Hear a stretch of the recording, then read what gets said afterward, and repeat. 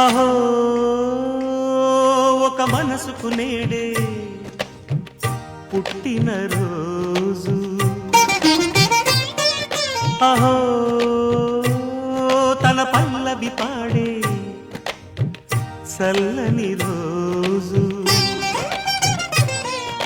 ఇదే ఇదే కుహు స్వరాల కానుక, మరో వసంత గీతిక జనించు రోజు